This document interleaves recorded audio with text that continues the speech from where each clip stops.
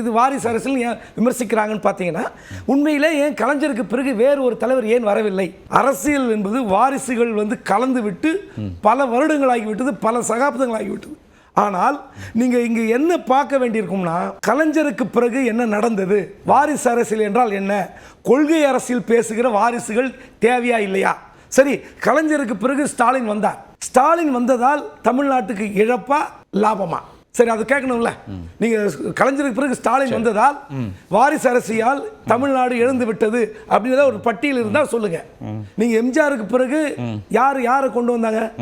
ஜானகியம்மாவை தான் கொண்டு வந்தாங்க. சரி, அவர் முடியாத போது ஜெயலலிதா கொண்டு வந்தார்கள்.